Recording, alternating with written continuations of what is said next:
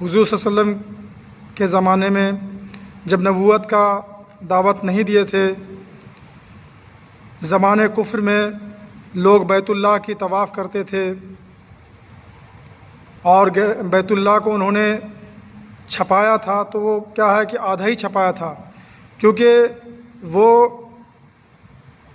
ایمان والے نہیں تھے، یقین والے نہیں تھے، مگر اتنا تو ان کو سمجھ تھا کہ اس اللہ کے گھر میں میری حلال کمائی لگے، اور میرے پاس میں حلال کمائی نہیں ہے، اس کے وجہ سے وہ بیت اللہ کو آدھا تو چھپا ہوا چھوڑ دیے، مگر حرام کی کمائی اس میں نہیں لگائے۔ اور دوسری چیز یہ ہے کہ حضور صلی اللہ علیہ وسلم فرماتے ہیں کہ لوگ طواف بھی کرتے تھے اس ٹائم، تو بولتے تھے کہ ایسا ہے کہ اپنا کپڑا بھی اتار کے طواف کرو، کیونکہ بولتے تھے کہ یہ کپڑا بھی جو ہمارا جو ہے نا حلال کا کمائی نہیں ہے، یہ حرامی کمائی کا ہے، تو ہم جو ہے اللہ کے گھر کی زیارت جو طواف کرے تو اپنی حلال کمائی سے پہن کر کے حلال کمائی کو لگائیں اس میں۔ آج تو زمانہ مسلمانوں پہ ایسا آ گیا کہ رشوت کا پیسہ لیے اور حرام کی کمائی کیے اور چل دیے عمرہ کرنے کے لیے، حج کرنے کے لیے۔ کئی کو اللہ تعالیٰ نے ہدایت دیا ایسا کہ انہوں نے اپنی کمائی کو پاک نہیں دے کر کے اللہ کے گھر کی زیارت نہیں کیے، اور اپنی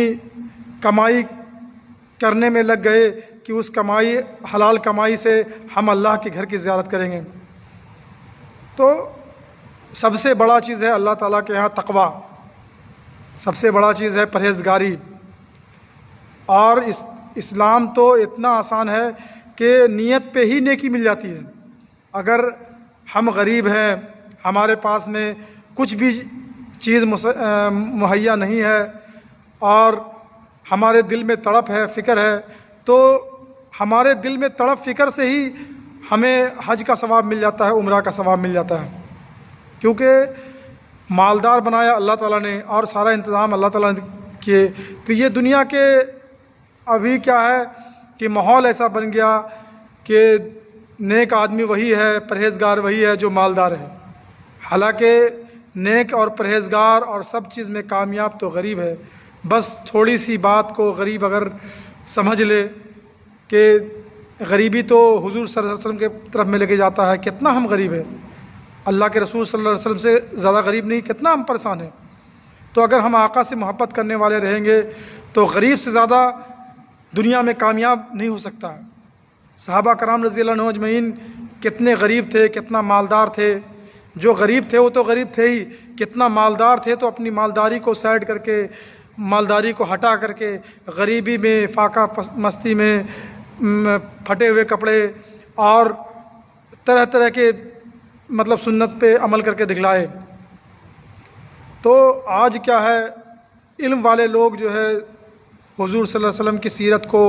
اور صحابہ کرام رضی اللہ عنہم اجمعین کے عملی نمونہ کو، بزرگان دین رحم اللہ کے طریقے کو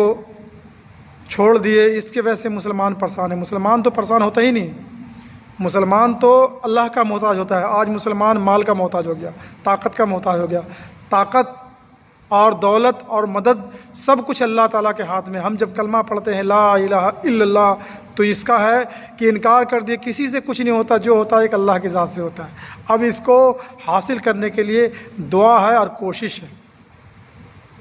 تو اللہ تعالیٰ ہم تمام کو امت بن کر کے جینے والا اور امت بن کے مرنے والا بنائے، آمین۔